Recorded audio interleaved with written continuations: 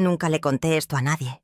Nunca, en todos estos años, me senté frente a alguien y dije la verdad completa, la verdad de principio a fin, sin saltarme las partes que duelen más, sin suavizar lo que no tiene manera de suavizarse, sin proteger a nadie que ya no merece ser protegido. Hoy lo voy a hacer. Hoy, con mis 68 años encima, con estas manos que tiemblan un poco cuando recuerdo ciertas cosas, pero que no van a parar de hablar. Hoy les voy a contar todo. Todo lo que pasó cuando me casé con un hombre que el mundo entero veía como un rey y que yo descubrí, muy adentro de su castillo, era otra cosa completamente distinta. Una cosa que me hizo salir corriendo. Una cosa que me persiguió en sueños durante años. Una cosa que cambió para siempre la manera en que yo entiendo lo que es el peligro y lo que es la salvación. Y si ustedes están aquí escuchándome, si llegaron hasta este momento conmigo, quiero que sepan que lo que voy a contar no es fácil de decir ni fácil de escuchar, pero es la verdad, toda la verdad, y la verdad es lo único que tengo para ofrecerles hoy, después de tantos años de silencio. Me llamo Fernanda, Fernanda Celeste Villanueva de Orozco, aunque el apellido Orozco me lo quité hace mucho tiempo, y si pudiera borrar hasta la tinta del registro civil, lo haría sin pensarlo 2 veces.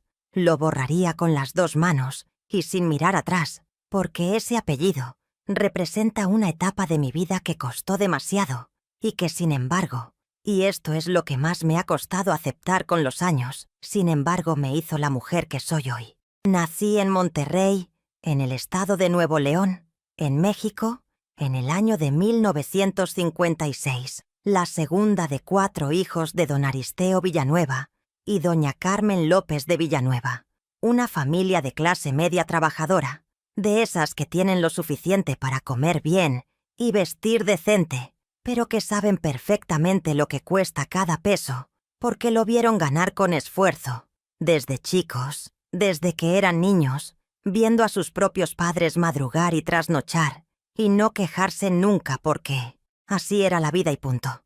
Mi papá era contador en una empresa de acero del parque industrial, un hombre serio y honesto que llegaba a casa a las 7 de la noche, con los zapatos llenos de polvo y las manos limpias, siempre con las manos limpias. Eso era un punto de orgullo para él, que sus manos fueran las de un hombre que trabajaba con la cabeza y no le debía nada a nadie. Mi mamá daba clases de primaria en una escuela pública a 3 cuadras de la casa, una maestra de esas que sus alumnos recuerdan décadas después, que ponía el alma en cada lección y que llegaba a casa con tiza en la ropa y una paciencia infinita que yo siempre admiré sin decírselo, porque en mi familia no éramos de los que decían esas cosas. Los sentimientos se mostraban con los hechos y no con las palabras. Eso también lo aprendí de chica, y tardé mucho tiempo en desaprenderlo. Éramos una familia normal, ordenada, con rutinas firmes y valores claros. Una de esas familias donde uno aprende desde chico que el trabajo honesto es lo único que nadie te puede quitar, que la dignidad no tiene precio de mercado, que la reputación se construye año a año con cada decisión pequeña y cada decisión grande, y que cuando uno da su palabra, la cumple aunque le cueste. Eso fue lo que me enseñaron.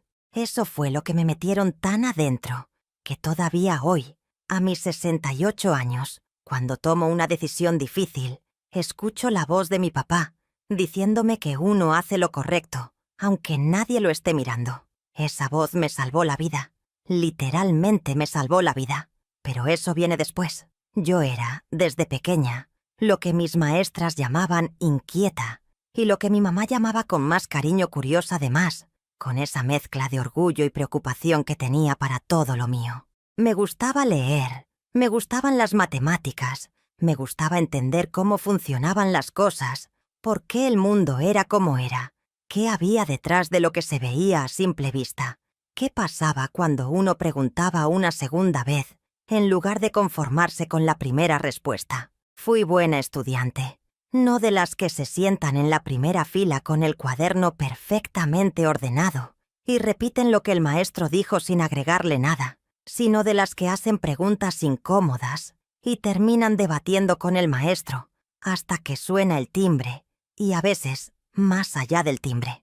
Mis maestros de secundaria me querían y a la vez se desesperaban conmigo, que es la mejor combinación posible para una estudiante de esa edad. Terminé la preparatoria con buenas calificaciones y entré a estudiar Administración de Empresas en la Universidad de Monterrey, que en esa época era todavía un logro notable para una mujer joven de mi condición, no porque las mujeres no estudiaran, sino porque estudiar una carrera de negocios seguía siendo territorio mayoritariamente masculino, y uno lo sentía en cada clase, en cada comentario de pasillo, en cada mirada condescendiente de algún compañero que no entendía qué hacía una muchacha entre los futuros empresarios del norte del país. Mis papás estaban orgullosos, aunque mi mamá también me decía con esa mezcla de amor y ansiedad que tienen las mamás de su generación, que no me fuera a poner tan lista que espantara a los pretendientes. Los pretendientes, esa palabra que a mí me hacía sonreír con una mezcla de ternura y exasperación, como si conseguir un marido fuera la meta principal de toda esa educación, como si los libros y los números y las ideas fueran solamente el adorno de una mujer que al final iba a terminar en una cocina de todos modos. No lo pensaba con rabia en esa época. Lo pensaba con esa resignación tierna que una aprende cuando crece entre personas que te quieren, pero que no pueden ver más allá de lo que conocen, que te quieren tanto, que quieren para ti exactamente lo mismo que tuvieron ellos, sin imaginar que quizás una puede querer algo diferente, algo que todavía no tiene nombre, pero que se siente como una posibilidad enorme, esperando al otro lado de una puerta que nadie ha abierto todavía. Y así llegué a los 25 años, graduada con honores, trabajando en la contaduría de una empresa mediana de exportaciones donde yo era la única mujer en el departamento y donde mis colegas masculinos tardaron exactamente 6 meses en dejar de tratarme como adorno y empezar a tratarme como contadora de verdad, y ese cambio lo gané con trabajo y no con simpatía, que fue la mejor manera de ganarlo. Vivía todavía en casa de mis papás porque así se hacía entonces. Las muchachas decentes se quedaban en casa de sus papás hasta casarse y sin un novio serio a la vista, cosa que en mi familia se estaba empezando a sentir como una situación que requería atención. Aunque nadie lo dijera directamente, mi mamá lo expresaba de manera indirecta cada vez que alguna conocida casaba a una hija y nos contaba la noticia con un tono que era al mismo tiempo alegre por la otra y ligeramente melancólico por las posibilidades propias todavía sin concretar. Fue en una cena de negocios donde conocí a Rodrigo Orozco Beaumont, una de esas cenas formales a las que mi jefe me llevó como asistente y como cara presentable del departamento de contabilidad, de esas cenas donde los hombres hablan de cifras y contratos y alianzas estratégicas y las mujeres sirven de decoración inteligente, ese tipo específico de decoración que sabe de qué se habla y puede sostener una conversación pero que no debe tomar demasiado protagonismo, porque eso resultaría incómodo para los que mandan. Rodrigo tenía 42 años en ese entonces, yo tenía 25. 17 años de diferencia que en ese momento me parecieron interesantes, señal de madurez, de experiencia, de un hombre que ya había vivido suficiente para saber lo que quería y no perder tiempo en tonterías. Era alto, de complexión robusta, con el pelo entrecano que en algunos hombres se ve simplemente viejo, y en él se veía exactamente como debía verse, distinguido, sin esfuerzo, con esa elegancia de quien lleva décadas siendo el hombre más importante en cualquier habitación en que entra. Vestía con esa elegancia discreta del dinero verdadero, no del dinero que presume y se pone joyas grandes y coches llamativos, sino del que no necesita presumir porque está en todas partes, en la calidad de la tela del saco que uno toca y entiende sin saber de telas, en el reloj que no era ostentoso pero que uno sabía que valía lo que no se dice en voz alta, en la manera de moverse por un salón como si el salón le perteneciera porque, de hecho, le pertenecía, literalmente, porque la cena era en uno de sus propios hoteles en el centro de Monterrey. Rodrigo Orozco Beaumont era, según todos los que lo conocían, y según todas las páginas de negocios de Monterrey y de Ciudad de México, y de más allá, uno de los hombres más ricos del norte del país. Tenía hoteles en 5 ciudades, tenía tierras agrícolas en Sonora y Tamaulipas, tenía participaciones en empresas de transporte pesado y de construcción. Tenía una fortuna que sus abuelos habían comenzado con una distribuidora de abarrotes y que su padre había convertido en un emporio regional y que él, Rodrigo, había multiplicado con una combinación de inteligencia fría y ambición sin límites ni escrúpulos, aunque los escrúpulos eran la parte que nadie decía en voz alta. Era respetado, era admirado, era de esas personas de las que uno dice: ese hombre llegó a donde llegó porque es diferente a los demás, y la gente lo decía con una admiración reverente y un poco temerosa que hoy, con todo lo que sé, con todo lo que vi, me revuelve el estómago de una manera que no tiene remedio. Me buscó él. Eso quiero que quede muy claro porque importa para entender cómo funcionaba Rodrigo, cómo elegía las cosas que quería, cómo se las apropiaba. No fui yo la que se acercó calculando nada. No fui yo la que maniobró para llamar su atención.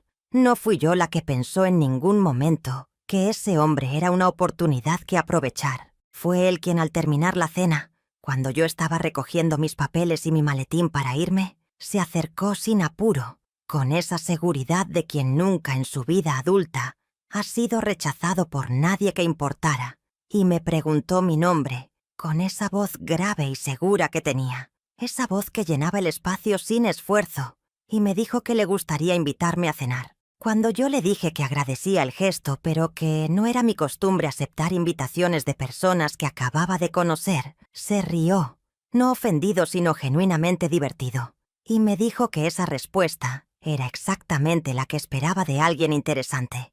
Me dejó su tarjeta. Yo la guardé en la bolsa exterior de mi maletín, la que uso para cosas que no sé todavía si valen la pena guardar, pero que tampoco me atrevo a tirar. La guardé 3 días. 3 días en los que mis compañeras de trabajo se enteraron de la historia, porque en una oficina pequeña nada se guarda más de 20 minutos, y casi se desmayaron de la emoción, y me preguntaban si iba a llamarle, y me decían que cómo no iba a llamarle, si era Rodrigo Orozco, y yo les decía que precisamente porque era Rodrigo Orozco, había que pensarlo mejor, que los hombres con tanto poder de costumbre quieren cosas que no convienen. Pero también hubo algo más en esos 3 días, algo que no le dije a mis compañeras porque no supe cómo explicarlo. Había algo en Rodrigo que me intrigaba genuinamente. No el dinero, sino él, la manera en que me había mirado durante la cena, no con el apetito superficial del hombre que ve a una mujer joven y bonita, sino con esa atención específica de quien está evaluando algo que le parece intelectualmente interesante. Esa mirada me halagó más que cualquier elogio, y eso también debía haberlo cuestionado mejor. Al 4.º día lo llamé. Nos vimos a cenar en un restaurante que yo nunca habría podido pagar sola, ni en 3 meses de sueldo junto. Uno de esos lugares donde los meseros te doblan la servilleta en el regazo y el menú no tiene precios porque, si tienes que preguntar cuánto cuesta, no deberías estar ahí. Fue la primera cena de muchas, y en cada cena era igual.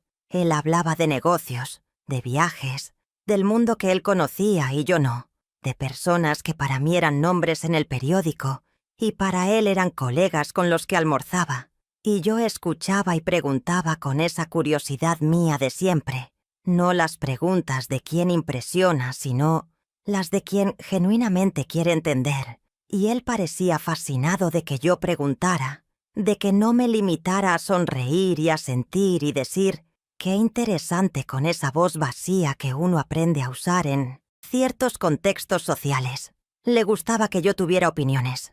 Le gustaba que sus ideas no le cayeran en tierra fértil, sino que chocaran con algo, que yo le dijera en qué no estaba de acuerdo y por qué. Años después entendí que eso también era parte del cálculo, que Rodrigo había elegido a alguien inteligente, no por respeto a la inteligencia, sino porque los hombres como él se aburren de lo fácil y necesitan algo que parezca un desafío, aunque, en el fondo, el resultado siempre vaya a ser el mismo que con todos los demás. El noviazgo duró 9 meses. 9 meses que desde afuera parecían el cuento de hadas más perfecto que una chica de clase media regiomontana podría vivir. Cenas en restaurantes de 5 estrellas, donde yo aprendí a pronunciar nombres de vinos franceses y a no sorprenderme cuando la cuenta llegaba a lo que mi papá ganaba en una semana. En viajes a la Ciudad de México en avión privado, sentada en esos sillones de cuero beige, donde le sirven a uno champaña en copa de cristal y uno puede estirarse completamente, y yo mirando por la ventana el paisaje desde arriba y pensando que eso era demasiado hermoso para ser real, que quizás no lo era, que quizás me iba a despertar. Regalos que yo primero rechazaba con firmeza y luego terminaba aceptando porque él se molestaba cuando los rechazaba. No con un enojo grosero, sino con esa molestia fría y controlada, que era más difícil de enfrentar que un enojo grosero. Y porque eran tan bonitos, que una sería mentirosa si dijera que no le importaban absolutamente nada. Un collar de perlas para mi cumpleaños, una bolsa italiana de piel genuina, un par de aretes de esmeraldas que mi mamá cuando los vio, se persignó y dijo: «Dios mío, Fernandita, ¿en qué mundo estás viviendo?» Flores cada semana sin falta, siempre flores diferentes. Nunca el mismo ramo 2 veces, porque Rodrigo tenía la costumbre de los detalles perfectos, de los gestos que demuestran que uno ha puesto atención, y eso en el noviazgo parecía amor, y que solo con el tiempo uno aprende a leer como control. Y yo, con mis 25 años, y mi educación y mi inteligencia de la que tanto me enorgullecía, me fui enamorando de todo ese cuento sin notar, sin querer notar, sin permitirme notar las cosas que estaban justo debajo de la superficie, esperando que uno bajara la guardia para mostrarse. Porque sí había cosas, las hubo desde el principio, y hoy las veo con una claridad dolorosa que en ese entonces no tenía, o que tenía pero elegí no ejercer, porque era más cómodo no ejercerla. La manera en que Rodrigo no tenía amigos cercanos, solo socios y empleados, y personas que orbitaban alrededor de su dinero y su influencia, y que desaparecían cuando el dinero o la influencia dejaban de estar. La manera en que nunca hablaba de su familia con calidez, como si fueran personajes de una historia que le habían contado, y no gente que él amaba de verdad. Su madre muerta hacía años de quien nunca hablaba. Su padre con quien tenía una relación de pura formalidad, su hermano con quien no se hablaba desde hacía una década, por razones que Rodrigo nunca explicó y que yo nunca pregunté porque algo en mí sabía que preguntar eso iba a abrir una puerta que no estaba lista para abrir. La manera en que a veces, en medio de una conversación tranquila, su mirada se iba a un lugar que yo no podía ver y su voz se volvía un poco más fría, un poco más cortante, como si por un segundo la persona que hablaba conmigo hubiera sido reemplazada por otra que yo no conocía, y luego volvía a ser el de siempre tan rápido que una dudaba de haber notado algo, y acababa convenciéndose de que había imaginado el cambio. La manera en que sus empleados no lo miraban con el respeto cálido que uno tiene por alguien que genuinamente admira, sino con ese respeto tenso y silencioso que tiene más de miedo que de admiración. Ese respeto de quien sabe exactamente hasta dónde puede llegar, y no un centímetro más. Yo vi todo eso. Lo vi, y lo guardé en una carpeta mental rotulada cosas que no entiendo todavía, y seguí adelante, porque era más fácil seguir adelante que detenerse a pensar por qué ese hombre, tan brillante, y tan rico, y tan aparentemente perfecto, no tenía una sola persona en el mundo que lo quisiera de verdad, que lo llamara por llamar, que apareciera en su vida sin que hubiera un interés de por medio. Esa pregunta simple y devastadora, la tuve en la cabeza desde antes de casarme, y no le hice caso. Y eso es lo que más me ha costado perdonarme con el tiempo. No haber sido más valiente con esa pregunta cuando todavía podía haberme ido, sin consecuencias. La propuesta de matrimonio fue en París. Claro que fue en París, porque Rodrigo hacía las cosas de una manera específica que no dejaba espacio para la modestia ni para la duda. Fue en la Torre Eiffel, de noche, con las luces encendidas en ese espectáculo de destellos dorados que hacen cada hora, con un anillo de diamantes con un centro de 3 quilates, rodeado de diamantes más pequeños que yo calculé después, con mi ojo de contadora, que costaba lo que mi papá ganaba en 10 años, quizás más, con una botella de champán francés que el mesero del restaurante de la primera planta de la torre trajo en el momento exacto que Rodrigo había coordinado con anticipación, con un fotógrafo que estaba escondido entre los turistas y que capturó el momento desde 3 ángulos diferentes para la posteridad. Fue todo lo que una novela romántica promete, y más. Yo dije que sí llorando, y las lágrimas eran genuinas. Eso quiero decirlo con honestidad total porque he pensado mucho en eso con los años, si lloraba de emoción verdadera o de alivio de actriz que ya sabe cómo termina la obra y llora en el momento correcto. Eran lágrimas verdaderas. En ese momento yo creía en lo que estaba viviendo, creía en ese hombre, creía que el amor que sentía era real y recíproco, y que la vida que nos esperaba iba a ser todo lo que él me había prometido. No sabía nada todavía, no tenía idea de nada todavía, y esa ignorancia tenía el sabor de la felicidad, aunque no lo fuera. La boda fue en mayo de 1982. Una boda de 400 invitados en el salón más grande del Hotel Ancira de Monterrey, el hotel más elegante de la ciudad, con orquesta de 12 músicos en vivo que tocaron desde boleros hasta música de cámara, según el momento de la noche, con un vestido de encaje valenciano y seda natural que mandaron traer de Ciudad de México y que tardó 6 semanas en llegar, y que pesaba tanto por el encaje y las perlas cosidas a mano en el corpiño que yo casi no podía caminar derecho, y que, sin embargo, era la cosa más bella que había tenido puesto en toda mi vida, y quizás en toda mi vida siguiente también, con flores blancas por todas partes, gardenias y azucenas, y rosas blancas en cada mesa, y en cada esquina, y en cada columna del salón, que olían tan intenso que a las 2 horas de la recepción yo tenía un principio de mareo que disimulaba con sonrisas y agua fría en las muñecas, con una recepción que duró hasta las 4 de la mañana y que salió en las páginas de sociales de 3 periódicos al día siguiente, con fotos a color y párrafos que describían los detalles del vestido y el menú y los nombres de los invitados más importantes.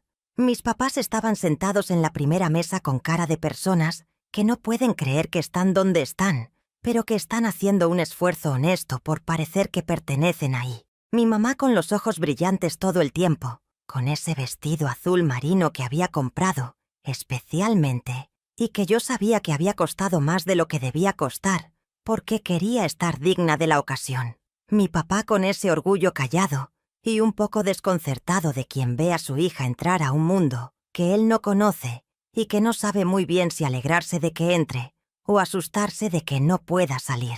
Yo caminé por ese salón con mi vestido pesado y mi ramo de gardenias del brazo de mi papá, que me apretó la mano 2 veces durante el camino al altar, y las 2 veces yo se la apreté de vuelta. Y esa comunicación pequeña y silenciosa entre mi papá y yo fue quizás el momento más honesto de toda esa noche de luces y música y flores blancas. Me dije que era la mujer más afortunada del mundo.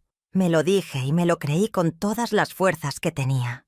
La luna de miel fue en Europa, 3 semanas en Italia, Francia y España, en hoteles que tenían nombre histórico y pisos de mármol del siglo XVIII, y camas con dosel y vistas a plazas que yo había visto en libros y nunca creí ver con mis propios ojos. Roma primero, 4 días recorriendo el Coliseo y el Vaticano, y las plazas barrocas con esa luz amarilla del atardecer romano, que lo hace todo parecer pintado. Luego París, la misma ciudad de la propuesta pero vista diferente ahora que yo era esposa y no novia, ahora que el romanticismo del compromiso había cedido su lugar a algo más cotidiano y más real. Luego Barcelona, que fue la ciudad que más me gustó de todas, porque tenía esa energía de mar y piedra antigua y modernidad mezclados que me hizo sentir algo que no supe nombrar en ese momento, pero que hoy reconozco como libertad, el presentimiento de la libertad, como si la ciudad me estuviera mostrando algo sobre cómo podía ser la vida si las cosas fueran diferentes. Rodrigo era un anfitrión impecable en público. Sabía exactamente qué restaurantes reservar, qué museos valían la pena y en qué orden visitarlos para no saturarse, cómo hacer sentir a uno que estaba viviendo algo excepcional y no simplemente gastando dinero en cosas caras. Tenía ese don de los grandes anfitriones de anticipar lo que uno quería antes de pedirlo, de hacer que todo fluyera sin esfuerzo aparente, aunque uno supiera que había un trabajo invisible detrás de cada detalle perfecto. Pero de noche, en la privacidad de esas habitaciones de lujo con las cortinas de seda pesada cerradas y el ruido de la ciudad quedándose afuera, el Rodrigo que yo conocía de las cenas y los viajes de noviazgo empezaba a mostrar sus bordes, sus aristas, esas esquinas afiladas que uno no ve cuando todo es romance y champán, pero que en la intimidad de la vida real se vuelven imposibles de ignorar sin esfuerzo activo. No fue violencia. Quiero ser absolutamente clara en eso. No al principio, no en la luna de miel. Fue control, fue esa necesidad específica suya de que todo, absolutamente todo, fuera exactamente como él decía, a la hora que él decía, de la manera que él decía. Y cuando algo no era así, cuando yo tenía una opinión diferente sobre qué hacer al día siguiente, o quería caminar por una calle que no estaba en su itinerario, o simplemente preguntaba por qué habíamos cancelado una reserva que yo quería mantener, había un silencio que llenaba la habitación como agua helada, un silencio que era peor que cualquier grito, porque en ese silencio había una amenaza que uno sentía en el cuerpo, aunque no pudiera nombrarla todavía, aunque no tuviera todavía el vocabulario para llamarla por su nombre. Regresamos de la luna de miel y comenzó la vida real en la mansión. Y la vida real en la casa de Rodrigo Orozco Beaumont era una cosa que yo no había imaginado, ni en mis momentos más lúcidos, de duda durante el noviazgo, ni en las noches de insomnio, antes de la boda cuando me preguntaba si estaba haciendo lo correcto. Y me respondía que sí, porque ¿qué otra respuesta tenía disponible? La casa era una mansión en la colonia más exclusiva de Monterrey, una construcción de principios del siglo XX completamente renovada, con fachada de cantera gris, jardines delanteros y traseros con jardinero de tiempo completo, alberca techada para uso en invierno, bodega de vinos con temperatura controlada, biblioteca con miles de libros que Rodrigo casi nunca leía, pero que llenaban las paredes y creaban esa atmósfera de intelectualidad que él necesitaba proyectar. Sala de cine con 12 butacas de cuero, cuarto de juegos con billar y dardos, 8 recámaras cada una con baño propio, cocina industrial con 2 hornos y 3 refrigeradores, comedor formal para 20 personas con candelabros de plata y comedor familiar para 10, cochera techada para 5 carros, siempre llena de diferentes modelos que él rotaba según el humor y la ocasión.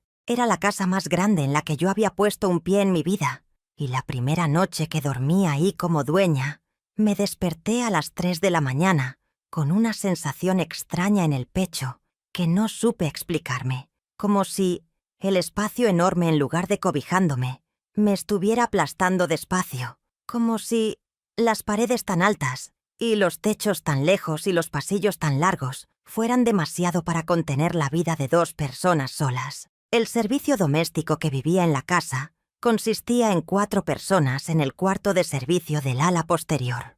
Domitila era la cocinera, una mujer de unos 50 años de origen poblano, que llevaba 15 años con Rodrigo y que lo conocía mejor que nadie, aunque ese conocimiento lo guardaba detrás de una muralla de discreción que yo tardé meses en entender que no era timidez, sino miedo bien entrenado. Me recibió con una amabilidad correcta y distante, que al principio interpreté como respeto profesional y que después entendí como la única manera que ella sabía de sobrevivir en esa casa. Hacer bien su trabajo, no hablar de más, no ver lo que no debía verse y esperar que el día terminara sin incidentes. Carmen y Esperanza eran 2 hermanas de Guanajuato, la mayor de unos 22 años y la menor de 19, que hacían la limpieza y el lavado y que me saludaban siempre con los ojos bajos y las manos cruzadas frente al cuerpo.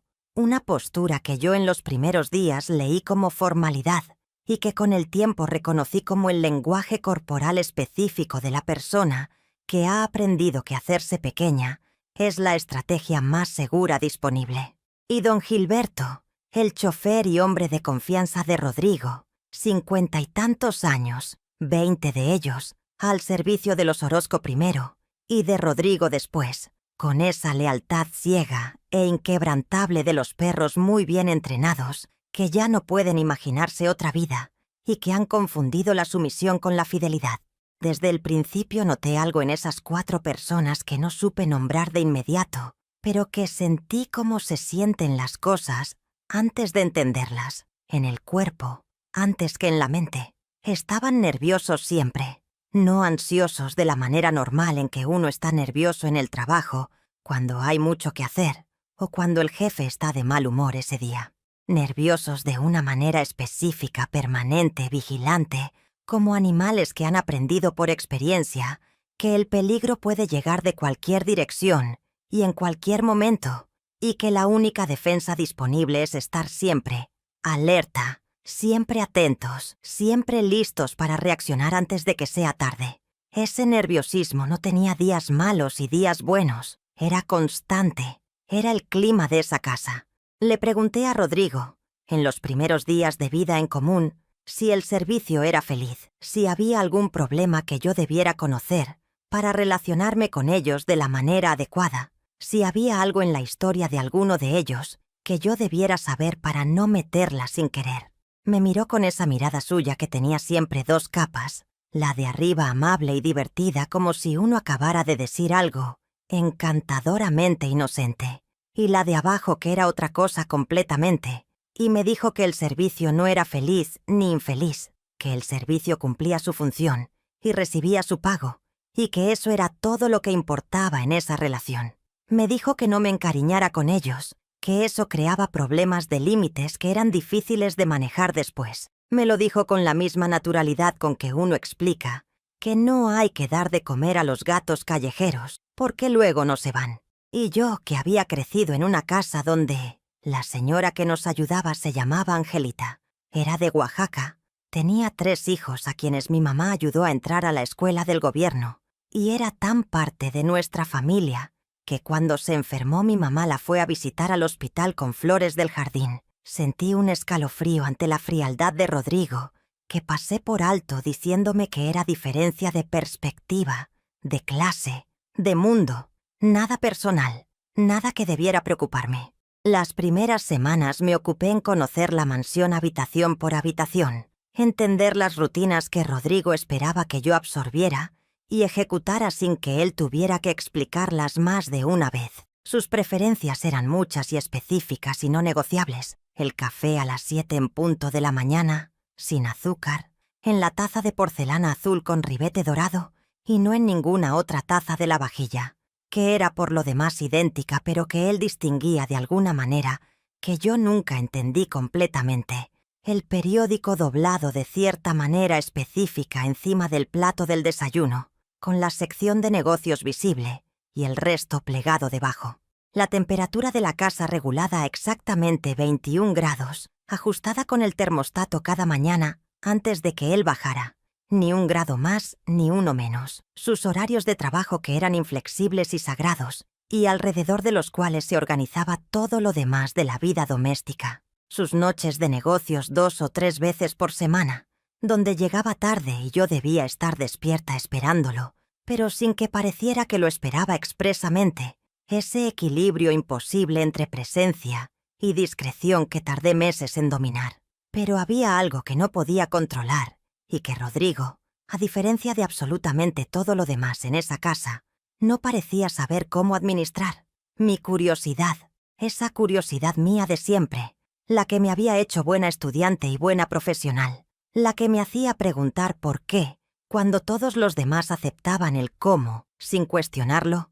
Esa curiosidad no se había ido a ningún lado, solo porque me hubiera casado con un hombre poderoso. Seguía ahí, silenciosa pero activa, trabajando sola en los momentos de quietud, de noche cuando Rodrigo dormía, y yo miraba el techo del cuarto enorme con la vista perdida en la oscuridad y la cabeza dándole vueltas a las cosas que no cuadraban.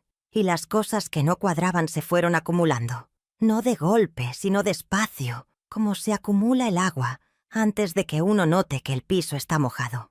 Llamadas telefónicas que Rodrigo tomaba en el patio, alejado de la casa, con el cuerpo en ángulo para que yo no pudiera ver su cara ni leer sus labios.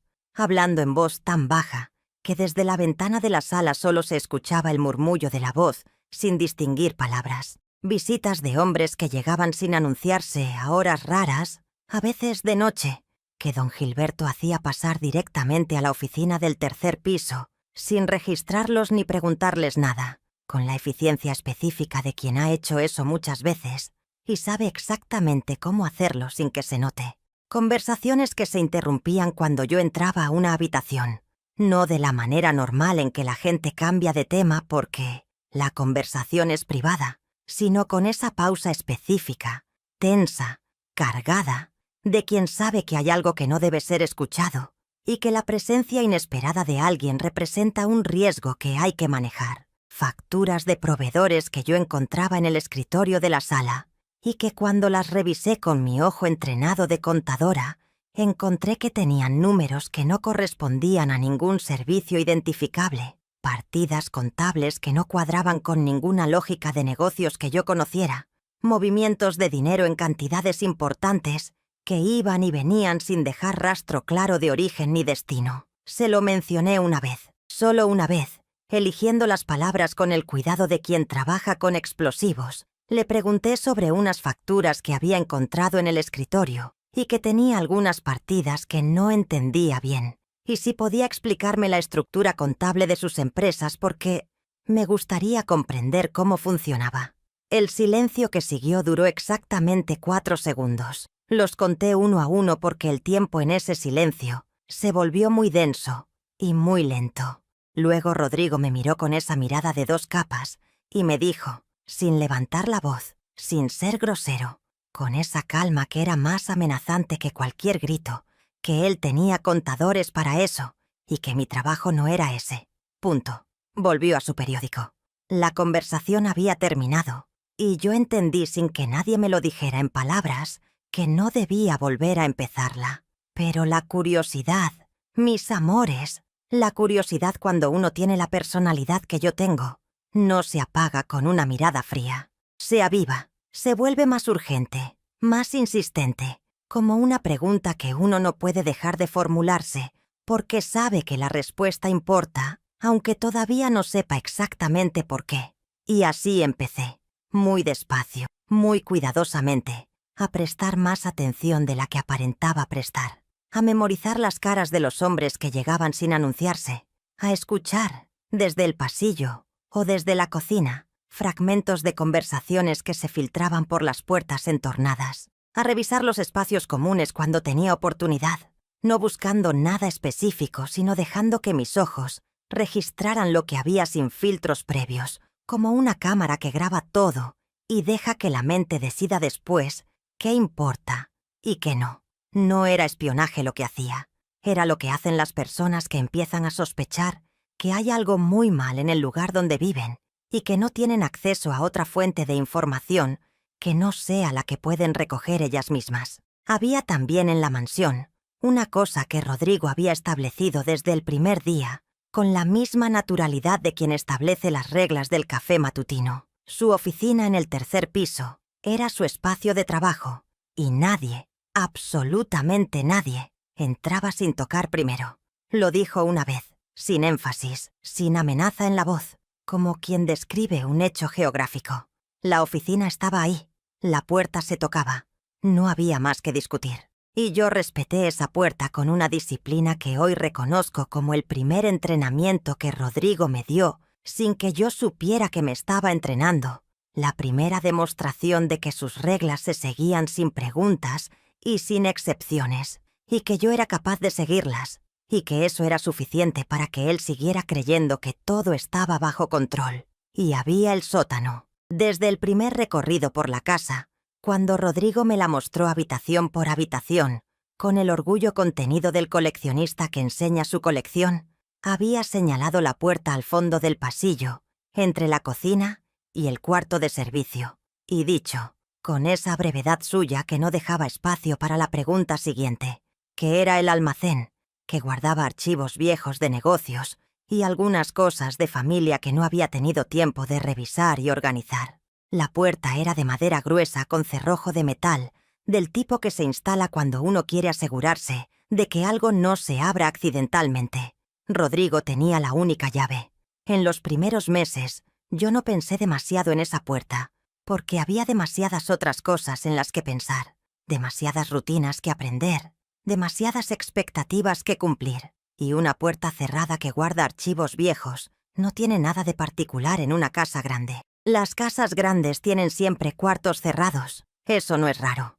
Lo raro era todo lo demás. Llevaba 1 año y 4 meses casada con Rodrigo cuando llegó el miércoles, que cambió todo. Un miércoles de noviembre, con ese frío seco del norte que se mete por las ventanas aunque estén cerradas y que hace que el interior de las casas huela diferente, más encerrado, más a personas que llevan tiempo viviendo juntas en espacios que se sienten cada día un poco más pequeños. Rodrigo tenía una reunión en el centro de la ciudad con socios de Guadalajara que llevaban días en Monterrey, negociando una ampliación de uno de sus hoteles, una reunión que, según él, duraría toda la tarde y parte de la noche. El servicio doméstico había recibido permiso especial esa mañana, todos los 4 al mismo tiempo, cosa que era inusual porque Rodrigo no acostumbraba darles permiso simultáneo. Siempre había al menos uno en casa, pero ese día los 4 se habían ido. Domitila a visitar a su hermana, Carmen y Esperanza a una fiesta familiar, don Gilberto a un asunto personal que no especificó. Yo me di cuenta de esa coincidencia y la guardé en algún lugar de la cabeza sin saber todavía qué hacer con ella. Estaba sola en la mansión, sola de verdad, sin nadie que pudiera verme, sin nadie que pudiera reportarle nada a nadie, con el silencio enorme de esa casa que sin las personas que la habitaban sonaba diferente, más grande, más vacía, como una caja demasiado grande para su contenido. Me estaba haciendo un té en la cocina cuando pasé por el pasillo del cuarto de servicio hacia la alacena del fondo y vi la puerta del sótano. Estaba entreabierta, solo 1 centímetro, quizás 2, pero estaba entreabierta. El cerrojo de metal que siempre estaba puesto y asegurado no estaba. La puerta simplemente estaba ahí, quieta, con ese centímetro de oscuridad asomando por el borde derecho, como un párpado entornado, sobre algo que no quiere que uno vea. Rodrigo debía haberse olvidado de cerrarla esa mañana antes de salir, lo que significaba que había estado ahí, en el sótano, esa mañana, antes de ir a su reunión. Me quedé parada frente a esa puerta durante un tiempo que no puedo calcular con exactitud, pero que sintió muy largo, con la taza de té caliente entre las manos y el corazón haciendo ese ruido que hace cuando el cuerpo sabe algo que la mente todavía no ha procesado del todo. Sentí miedo, sentí también esa curiosidad que es imposible de apagar. Sentí los dos al mismo tiempo, como 2 voces hablando a la vez, y la que ganó esa tarde fue la curiosidad. Como casi siempre en mi vida la curiosidad ha ganado, para bien y para mal, y para todo lo que vino después. Empujé la puerta. La empujé despacio, con la punta de los dedos, como si la puerta pudiera morder si uno la tocaba con demasiada confianza. El olor llegó antes que cualquier otra cosa. Un olor que no puedo describir bien porque no tenía referencia para él en ese momento. Un olor a humedad y encierro, y algo metálico, y algo más que identificaré después como el olor específico del miedo humano, el olor que dejan las personas cuando están aterradas y no pueden moverse, y el cuerpo suda y tiembla, y ese sudor y ese temblor dejan marca en el aire de los lugares cerrados. Me detuve un segundo en el umbral, esperando que mis ojos se ajustaran a la oscuridad que había adentro, y luego encontré el interruptor de luz en la pared de la izquierda, no de la derecha como había recordado mal. Después, de la izquierda, una palanca de baquelita vieja que hice clic hacia arriba. Lo que vi cuando se encendieron las luces del sótano es algo que llevo más de 40 años procesando y que todavía no tengo palabras completamente adecuadas para describir sin que el cuerpo reaccione antes que la voz. No porque sea indescriptible en términos técnicos, sino porque describir ese cuarto significa volver a estar parada en ese umbral, con la taza de té en las manos y el olor en la nariz y el sonido del silencio enorme de la casa vacía alrededor de mí, mientras mis ojos recorrían lo que había ahí, y mi mente tardaba en aceptar lo que mis ojos le estaban enviando. No había archivos viejos de negocio, No había muebles sin uso esperando que alguien decidiera qué hacer con ellos. No había cajas de cosas de familia que no habían tenido tiempo de revisarse. Lo que había en ese sótano eran jaulas. 3 jaulas de metal del tipo industrial, del tipo que se usa para animales grandes en zoológicos o criaderos, cada una de aproximadamente 2 metros de ancho por 1,5 metros de alto, construidas con varillas de acero grueso, soldadas en cuadrícula, ancladas al piso de cemento con pernos de acero gruesos, sin posibilidad de moverlas, a menos que uno tuviera herramientas específicas y tiempo suficiente. En las paredes de bloc pintadas de blanco, había argollas de metal empotradas con cemento, 4 en la pared del fondo y 2 en cada pared lateral, del tipo que se usa para atar animales grandes o para sujetar cargas pesadas durante el transporte. Había una mesa de madera gruesa contra la pared del fondo, una mesa de trabajo, del tipo que se usa en talleres, y encima de la mesa había instrumentos ordenados con una pulcritud que hacía más terrible lo que eran. Instrumentos de cuero y de metal y de tela que yo no supe nombrar en ese momento, pero que reconocí instintivamente, con ese reconocimiento del cuerpo que va antes del pensamiento, como instrumentos diseñados para causar dolor o para impedir el movimiento, o para ambas cosas al mismo tiempo. Había manchas en el piso de cemento alrededor de las jaulas, manchas que el tiempo había oscurecido hasta volverlas casi del mismo color que el cemento, pero que la forma y la distribución delataban sin lugar a duda. Y había en la jaula más cercana a la puerta, doblada en el rincón derecho del fondo, una cobija delgada de color gris que todavía tenía la forma de un cuerpo, la forma de alguien que había estado ahí acurrucado durante tiempo suficiente para que la cobija guardara esa silueta.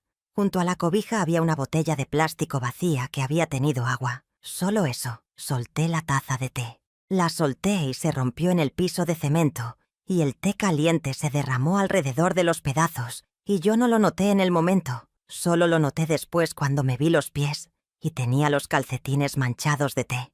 Me senté en el piso. No fue una decisión. Fue que las piernas se negaron a seguir sosteniéndome, y el piso era lo más cercano. Me senté en el piso de cemento del pasillo, del lado de afuera del sótano, con la puerta abierta frente a mí, y ese cuarto con sus jaulas, y sus cadenas, y sus manchas extendiéndose al otro lado. Y me quedé ahí sin poder ordenar el pensamiento, con el corazón golpeando tan fuerte que lo escuchaba en los oídos como un tambor, con las manos frías y los pies fríos, y la mente corriendo en todas direcciones al mismo tiempo, como agua que se derrama y no sabe hacia dónde ir. Tardé en entender completamente lo que había visto. Tardé porque una parte de mí, una parte grande y asustada que quería seguir en la ignorancia más que enfrentar la verdad, buscaba explicaciones alternativas, cualquier explicación alternativa que no fuera la que mi mente ya sabía que era la correcta. Eran jaulas para animales de caza, me dije. Eran equipos de algún tipo de negocio que yo no entendía. Eran cosas que tenían una explicación lógica y normal que Rodrigo me daría cuando yo le preguntara, y me sentiría tonta por haber imaginado lo peor. Pero no había manera de sostener esas explicaciones frente a las argollas en la pared, y frente a los instrumentos ordenados en la mesa, y frente a esa cobija con forma de persona en el rincón de la jaula. No había manera de mirar eso y no saber lo que era. Rodrigo usaba ese sótano para encerrar personas. Eso era lo que había. No sabía todavía los detalles completos. No sabía quiénes eran esas personas, ni cuántas habían sido, ni qué les había pasado. No sabía si actuaba solo o con otros. No sabía la extensión de lo que significaba lo que estaba viendo. Pero sabía con una certeza que se instaló en mi cuerpo, como una temperatura que sube y no baja, que lo que ese sótano había sido usado para hacer era algo horrible y criminal, y que yo estaba casada con el hombre que lo hacía, y que estaba sola en esa casa con esa verdad, y con el hombre que era el dueño de esa verdad, pudiendo regresar en cualquier momento. Me levanté del piso, me levanté agarrándome del marco de la puerta, con las piernas que no estaban seguras todavía, y cerré la puerta del sótano con la misma lentitud y el mismo cuidado con que uno cierra la puerta de una habitación donde hay algo dormido que puede despertar si hace ruido. La cerré. No tenía llave para dejarla con cerrojo, solo la dejé cerrada, y crucé el pasillo hasta la cocina, y me senté en la silla junto a la ventana que daba al jardín, y me tomé un vaso de agua, y luego otro, y traté de respirar de una manera que se pareciera a respirar normal. El primer pensamiento claro que llegó, después de los segundos de caos total, fue este: tengo que salir de esta casa. No mañana, no la semana siguiente, hoy, antes de que él regrese de su reunión. El segundo pensamiento fue igualmente claro, y llegó inmediatamente después, como si los dos hubieran estado esperando juntos. No puedo simplemente salir corriendo sin un plan. Si salgo corriendo sin nada, él va a saber que vi el sótano. Y si él sabe que vi el sótano, un hombre capaz de tener ese sótano en su casa es también capaz de hacer cualquier cosa para asegurarse de que yo no cuente lo que vi. Tenía que pensar mejor y más rápido que nunca en mi vida, y tenía que hacerlo en las próximas horas, antes de que el sonido del carro de Rodrigo llegara a la cochera. Fui a la recámara. Saqué del cajón de calcetines del fondo de mi closet el sobre manila que había estado guardando con el dinero que había juntado en secreto a lo largo de los meses anteriores. No porque hubiera previsto este momento específico, sino porque algo en mí, algún instinto más sabio que mi pensamiento consciente, me había dicho desde los primeros meses de matrimonio que una mujer necesita tener dinero propio, que nadie más sepa que existe, dinero que no venga de la cuenta conjunta, ni del gasto que él asignaba, dinero ganado de algo pequeño. En mi caso, de unas asesorías contables informales que yo daba a una empresa pequeña del papá de una amiga, dinero que guardaba en ese sobre de a poco, sin llamar la atención. Había juntado unos 4.000 pesos, que en esa época era suficiente para sobrevivir varios meses si una era cuidadosa. Los metí en mi bolsa. Luego saqué del fondo del closet la maleta de mano más pequeña que tenía y fui poniendo con calma, con esa calma extraña que da el peligro real, lo estrictamente necesario. 2 mudas de ropa interior, una muda de ropa exterior, mis documentos personales incluyendo mi acta de nacimiento y mi título universitario que guardaba en la carpeta azul del cajón del buró, el dinero, los zapatos que eran más prácticos para caminar, la foto de mis papás que tenía enmarcada en mi lado de la cama, el rosario de mi abuela que siempre llevaba en la bolsa. No toqué nada de lo que él me había regalado, ni el collar de perlas, ni los aretes de esmeraldas, ni nada. No quería llevar nada de lo suyo encima.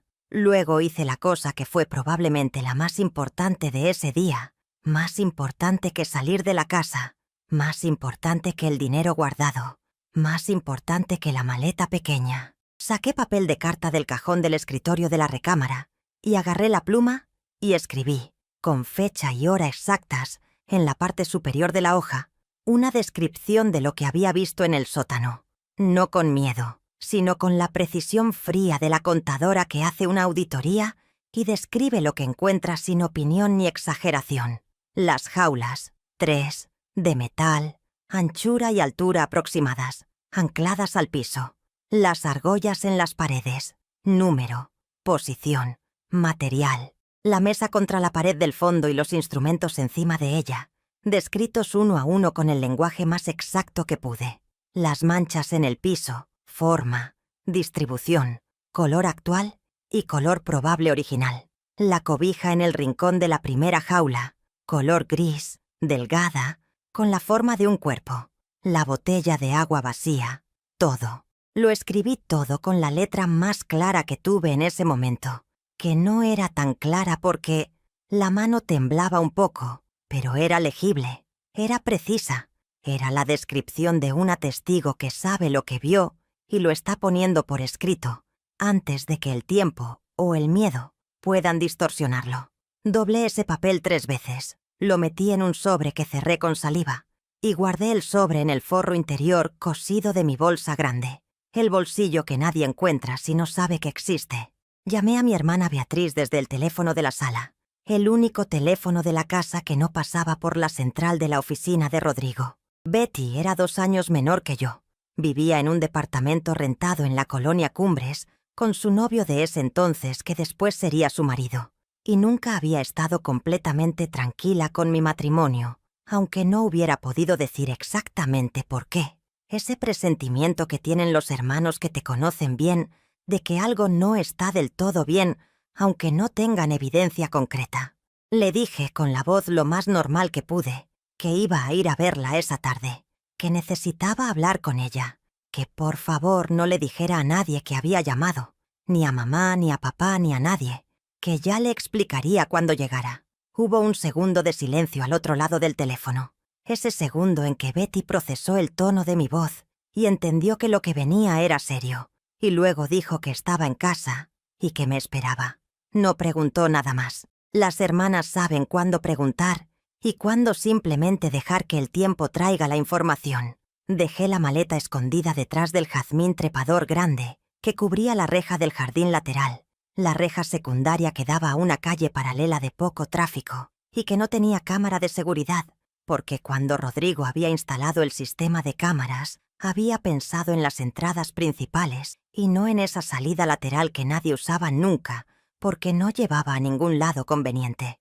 Luego volví a la casa, fui a la sala, tomé el libro que estaba leyendo esa semana, un ensayo sobre economía latinoamericana, y me senté en el sofá más cercano a la ventana que daba a la calle principal, y leí, o hice el movimiento de leer, con los ojos en la página y la mente en el reloj de pared que avanzaba despacio hacia las 8 de la noche.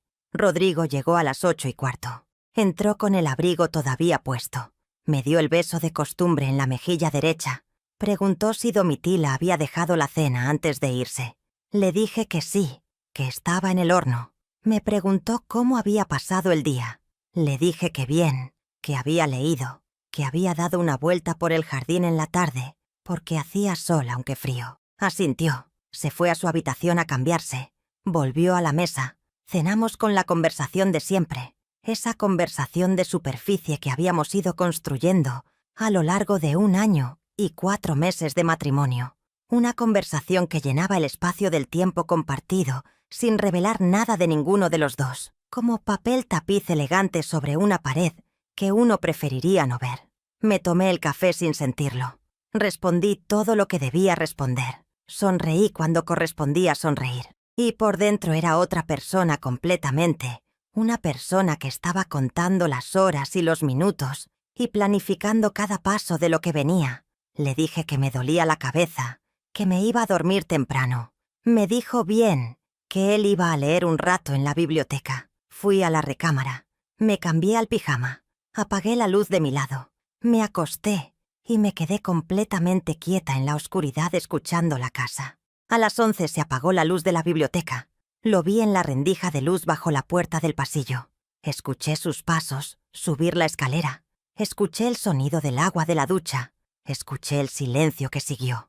Me quedé quieta 20 minutos más, contando, asegurándome de que la respiración a mi lado fuera la respiración profunda y regular del sueño genuino. A las 12:10 me levanté de la cama con los zapatos en la mano, agarré mi bolsa del gancho detrás del baño y salí de la recámara sin hacer ningún sonido. Caminé por el pasillo oscuro de la segunda planta con los calcetines en el mármol frío, pegada a la pared de la derecha donde las maderas del piso no ceden. Bajé las escaleras de la misma manera. Crucé la sala oscura donde la luz de la calle entraba en franjas oblicuas por las persianas entornadas. Fui a la cocina, al pasillo lateral, a la puerta del jardín. La abrí. El aire frío del noviembre regiomontano me golpeó en la cara como un bofetón limpio, y yo lo recibí como recibe el agua a alguien que lleva mucho tiempo con sed. Crucé el jardín por la orilla donde la gravilla no hace ruido sobre el césped. Llegué al jazmín. Recogí la maleta. Fui a la reja lateral. La abrí con la llave que tenía en el llavero desde que llegué a vivir en esa casa, y que Rodrigo había olvidado pedirme de vuelta porque nunca imaginó que esa reja pudiera ser útil para otra cosa que no fuera el paso del jardinero. Salí. Cerré la reja detrás de mí con la misma precisión y el mismo silencio que había usado para cada paso de esa noche, y me quedé parada en la acera de la calle secundaria, con la maleta en la mano derecha y la bolsa al hombro izquierdo y el frío en la cara, y respiré. Respiré de una manera que no había respirado desde hacía mucho tiempo, quizás desde antes de la boda. quizás desde antes del noviazgo. Respiré con los pulmones completos y el cuerpo entero, y sentí cómo el pecho se iba abriendo centímetro a centímetro, como cuando uno saca la mano de algo que la apretaba, sin que uno se hubiera dado cuenta completamente de cuánto apretaba, hasta que la suelta. Caminé 3 cuadras hasta la avenida principal. Paré un taxi. Le di la dirección del departamento de Betty. Subí. Puse la maleta en el asiento de al lado.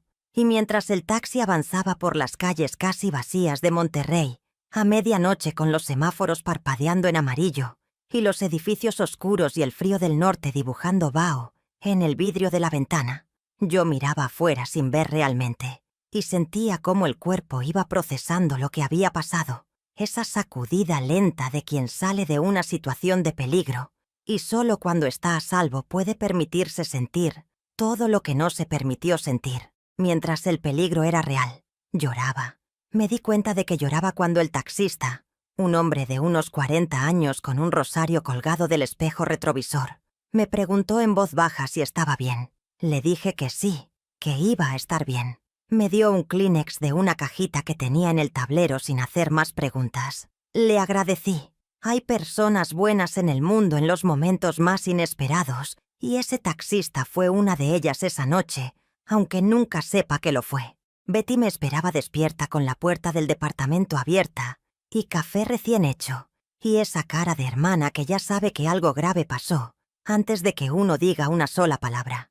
Me senté en su silla de cocina, la misma donde yo me había sentado de niña haciendo tarea cuando íbamos a la casa de los abuelos en verano, y le conté todo, todo desde el principio, sin saltarme nada, sin proteger a nadie. Le conté las cosas que no había querido ver durante el noviazgo, los silencios y el control, y los empleados nerviosos, y las facturas que no cuadraban, y las visitas de hombres sin anunciar, y las conversaciones interrumpidas. Y le conté el sótano. Le describí cada cosa que había visto con la misma precisión que había usado para escribirlo en el papel, y Betty me escuchó sin interrumpirme ni una vez, con las manos alrededor de su taza de café, y los ojos cada vez más abiertos y más oscuros. Y cuando terminé hubo un silencio de varios segundos, que fue el silencio de 2 personas procesando algo que ninguna de las dos había imaginado que podría ser real. Luego Betty dijo, con una voz que era calma y firme, y que fue exactamente lo que yo necesitaba escuchar en ese momento: mañana temprano vamos con la policía. No fue simple. Nada de lo que siguió fue simple, ni rápido, ni sin costo.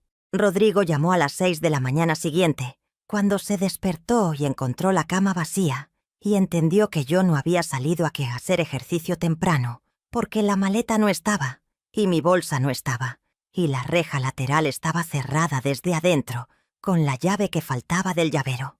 Llamó al teléfono de mis papás primero, que no sabían nada todavía, y le dijeron con genuina confusión que no sabían dónde estaba yo.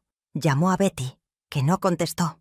Mandó a don Gilberto a la casa de mis papás y luego al departamento de Betty. Cuando don Gilberto llegó al departamento y tocó el timbre 2 veces, yo estaba sentada en la sala de Betty, oyendo el timbre y contando los segundos hasta que se fuera, con la espalda recta y las manos quietas en el regazo, en esa calma que no era serenidad, sino la concentración total de quien sabe que no puede permitirse el lujo del miedo todavía.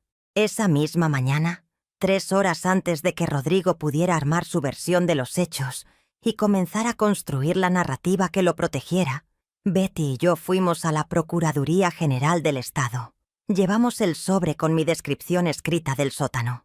Llevamos mi declaración verbal completa. El agente del Ministerio Público que nos recibió era un hombre joven con cara de no haber dormido bien y con esa actitud de quien ha escuchado demasiadas historias de mujeres que exageran y cree que está a punto de escuchar una más. Pero cuando leyó despacio lo que yo había escrito en ese papel, cuando vio la especificidad de los detalles, cuando escuchó el tono de mi voz que no era el de una mujer histérica, sino el de una contadora describiendo lo que había auditado, algo cambió en su cara y supe que me estaba escuchando de verdad. Tomó nota. Dijo que iba a hacer una verificación. Nos pidió que esperáramos y que por el momento no comentáramos con nadie lo que habíamos reportado. 3 días después, con una orden judicial emitida por un juez que conocía el nombre, Orozco, y que aún así firmó porque la descripción que yo había dado era demasiado específica y demasiado seria para ignorarla. Llegaron a la mansión.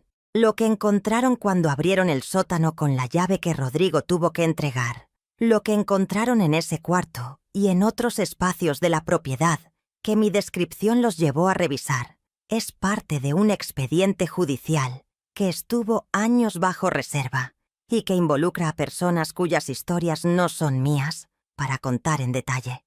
Lo que sí puedo decirles, lo que forma parte de mi historia de manera directa, es que el sótano no estaba vacío cuando llegaron y que lo que encontraron era suficiente para que Rodrigo Orozco Beaumont fuera detenido esa misma tarde y enfrentara cargos que no tenían absolutamente nada que ver con la imagen que había construido durante décadas de empresario respetable del norte de México. Estaba en casa de mis papás cuando me avisaron. Mi mamá tenía la mano sobre la mía y mi papá estaba de pie junto a la ventana de la sala, mirando el jardín con esa postura de los hombres de su generación que no saben llorar de frente y lo hacen de espaldas al mundo. El agente que me llamó me dijo que mi declaración había sido fundamental, que sin la especificidad de lo que yo había descrito, no habrían sabido dónde buscar con exactitud, que había hecho lo correcto. Le agradecí con una voz que salió pequeña y no del todo mía. Colgué el teléfono y me recosté en el sillón de la sala con la cabeza en el regazo de mi mamá, como cuando era chica, y el mundo era un problema que se resolvía con ese gesto. Y lloré de una manera que no había llorado en mucho tiempo. Desde antes de la boda, y quizás desde antes del noviazgo, lloré como solamente se llora cuando el cuerpo finalmente sabe que está en un lugar completamente seguro y puede soltar todo lo que cargaba apretado adentro. El proceso legal duró años. Hubo momentos muy difíciles, momentos en que los abogados de la familia Orozco, que eran muchos y caros y muy habilidosos, intentaron desacreditarme de todas las maneras posibles, que yo era una mujer despechada, que inventaba historias, que nunca había estado en el sótano porque la descripción podría haber salido de cualquier cosa que hubiera leído, que mi declaración era imprecisa en detalles que yo recordaba perfectamente, pero que ellos cuestionaban con documentos que yo no podía refutar sin acceso a los expedientes originales.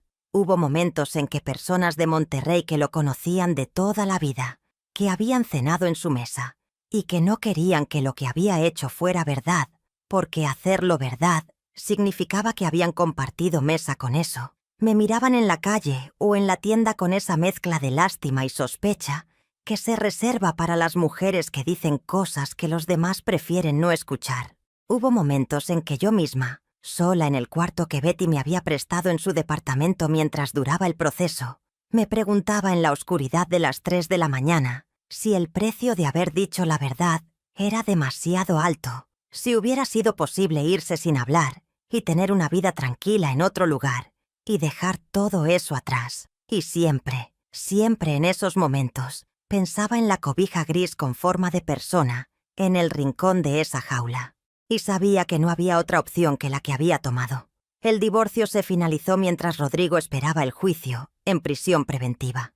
Firmé los papeles un martes de febrero con la misma calma extraña de quien ha cruzado ya el umbral de lo irreversible y sabe que lo que viene después, aunque sea difícil, ya no puede ser lo que fue antes. Salí de la notaría a la calle soleada de Monterrey y caminé hasta la fonda de la esquina y pedí una torta de pierna con todo y un agua de horchata, porque me di cuenta de que no había desayunado y tenía mucha hambre, y esa hambre concreta y física, en medio de todo lo que estaba pasando, me pareció la cosa más normal y reconfortante que había sentido en mucho tiempo. El cuerpo recordándome que la vida seguía y que la vida era también hambre y tortas de pierna y sol de febrero y gente normal caminando por la calle. Rodrigo fue declarado culpable. La condena fue larga. No voy a decir el número exacto de años porque ese número ha cambiado con recursos y apelaciones y cosas del proceso legal que yo decidí, en algún punto, dejar de seguir de cerca, porque seguirlas me costaba demasiada energía que necesitaba para vivir mi propia vida.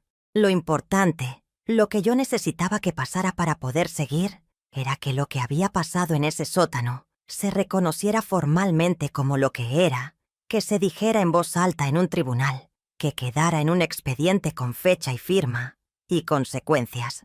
Eso pasó. Y para mí fue suficiente. Los años que siguieron a todo eso fueron los años de reconstruirme. Y reconstruirse no es un proceso dramático ni lineal, ni que tenga un momento claro de llegada. Es más bien un proceso de ir recuperando cosas que uno había dejado ir sin darse cuenta. La costumbre de tener opiniones y decirlas, la confianza en el propio juicio, la capacidad de entrar a una habitación sin primero calcular si hay algo en ella que requiera ajuste de conducta. Volví a trabajar, primero en la empresa donde había estado antes de casarme, donde me recibieron sin hacer demasiadas preguntas más allá de las necesarias, luego en un despacho contable más grande, donde fui creciendo año a año, con la solidez que da el trabajo honesto, en el que uno es genuinamente bueno. Volví a estudiar, hice una especialización en auditoría fiscal que había querido hacer desde la universidad, y que el matrimonio con Rodrigo había convertido en algo que no necesitaba, porque ¿para qué iba a trabajar si tenía todo? Volví a tener amigas de verdad, esas amigas que uno pierde cuando se casa con alguien que prefiere que uno no tenga vida social independiente y que uno recupera despacio, una cena aquí y un café allá, hasta que las amistades vuelven a ser el tejido cotidiano de la vida que son cuando uno es joven y todavía no sabe que ese tejido puede perderse. Volví a leer los libros que me gustaban sin que nadie me preguntara qué estaba leyendo con ese tono, que era una evaluación disfrazada de conversación. Volví a preguntarme cosas y a decir las preguntas en voz alta, sin medir primero si iban a incomodar a alguien. A los 34 años, 4 años después del divorcio, conocí a Aurelio Garza en una reunión de exalumnos de la universidad, a la que fui casi sin querer, porque Betty me convenció de que salir de casa un sábado era una obligación de salud mental. Aurelio era maestro de historia en una preparatoria pública de la colonia Independencia. Ganaba lo que gana un maestro de preparatoria pública, que es honesto y que no da clases extras privadas porque no tiene tiempo. Vivía en una casita rentada de 3 cuartos, en la colonia moderna, con libros hasta el techo en cada pared, y una cocina pequeña donde hacía el mejor arroz con leche que he comido en toda mi vida. Era el hombre más diferente a Rodrigo Orozco que uno podría imaginar deliberadamente como ejercicio de contraste. Sin mansión, sin reloj que valiera 10 años de sueldo de nadie, sin jets ni socios de Guadalajara, ni puertas que no se podían abrir, con una risotada franca y un poco ruidosa que yo escuché desde el otro lado de la sala en esa reunión y que me hizo voltear antes de verle la cara, con la costumbre de preguntar mi opinión sobre cualquier tema y escucharla de verdad cuando la daba, no con esa atención evaluativa de Rodrigo que en el fondo buscaba confirmar que yo era lo que él había decidido que era, sino con la curiosidad genuina de quien cree que lo que uno piensa vale la pena escuchar porque sí. Con Aurelio tuve 2 hijas, Valentina y Pilar, que son hoy los amores más grandes de mi vida junto con mis padres, que ya no están físicamente pero que viven en cada cosa que hago con honestidad. Valentina tiene hoy 30 años y trabaja en recursos humanos y tiene una hija pequeña que se llama Camila y que tiene los ojos de su abuelo Aurelio, que ya no pudo conocerla porque se murió 3 años antes de que naciera. Pilar tiene 27 y estudió Derecho y trabaja en una organización que ayuda a mujeres en situaciones de violencia, y cuando me cuenta de su trabajo, yo siento una mezcla de orgullo y algo que no tiene nombre exacto, pero que es como si todo lo que pasó en esa mansión de Monterrey hubiera tenido, sin que nadie lo planeara, una consecuencia que vale algo. Con Aurelio estuve casada 28 años, hasta que murió de un infarto fulminante hace 6 años en la sala de su casa, con los libros alrededor y el arroz con leche en la estufa, que se quemó un poco, mientras yo esperaba la ambulancia que llegó demasiado tarde. 28 años de un matrimonio que no fue perfecto, que tuvo sus peleas y sus silencios difíciles, y sus momentos de hartazgo, y sus crisis económicas, y todas las cosas complicadas que tiene la vida real cuando uno la vive de verdad, sin anestesia de lujo. Pero fue mío, fue completamente mío. Y lo que tenía con Aurelio era lo que el amor es cuando es de verdad. Dos personas que se ven y que se dejan ver, que dicen la verdad aunque duela, y que confían en que el otro puede manejar la verdad, porque los dos saben que el otro es suficientemente fuerte. Hay algo que me llevo de todo esto. Mis amores, algo que tardé años en poder formular con claridad, y que hoy puedo decirles porque el tiempo y la vida me lo enseñaron de la única manera en que las cosas importantes se aprenden, que es viviéndolas. La riqueza visible, la que se ve desde afuera, la que uno admira en las revistas de sociales y en las páginas de negocios y en las películas de familias poderosas, esa riqueza muchas veces es el envoltorio más perfecto que existe para esconder lo que hay adentro.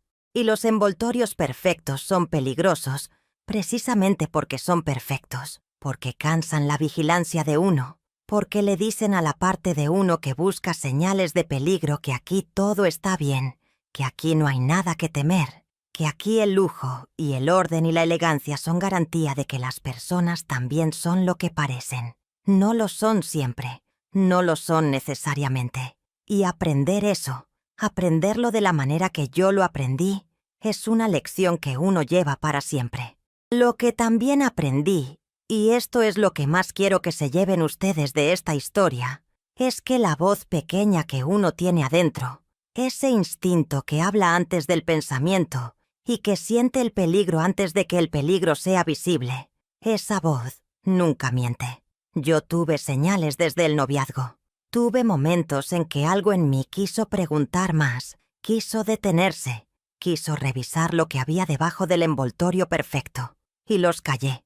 Los callé porque era más conveniente callarlos, porque la vida que se abría frente a mí parecía demasiado buena para cuestionarla, porque el miedo a perder lo que creía tener era más grande que el miedo a lo que podía haber adentro de lo que creía tener. Y ese silencio propio tuvo un costo que afortunadamente pude pagar sin perder la vida, aunque por momentos estuve cerca.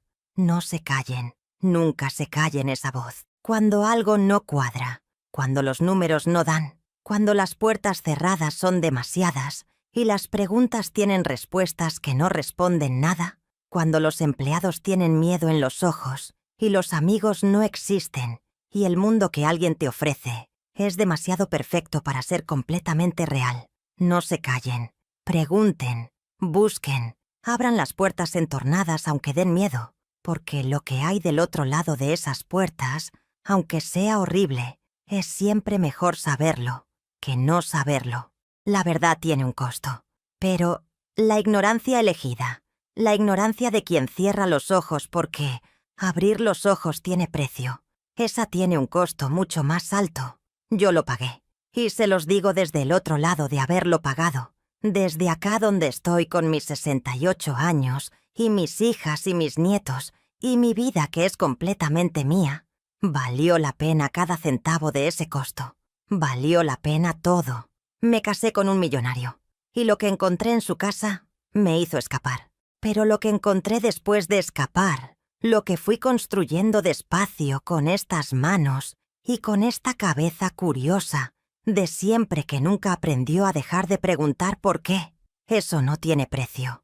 Eso es lo que soy hoy. Y hoy, con todos mis años y todas mis cicatrices, y toda la vida que he vivido de verdad, soy exactamente quien quiero ser. Y eso, mis amores, eso es lo más rico que existe. Cuéntenme en los comentarios, ¿ustedes habrían abierto esa puerta?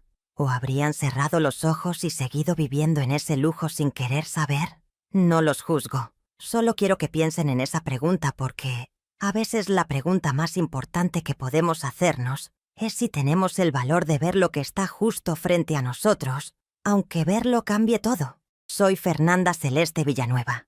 Tengo 68 años, 2 hijas maravillosas, 3 nietos que son el ruido más hermoso de mis días, y esta historia que guardé durante demasiado tiempo y que hoy les entrego con todo lo que tengo. Gracias por quedarse hasta el final. Un abrazo enorme de esta abuela que los quiere a todos. Cuídense mucho. Y nunca, nunca le den la espalda a esa voz pequeña que les habla cuando algo no está bien. Esa voz es la más sabia que tienen. Escúchenla siempre.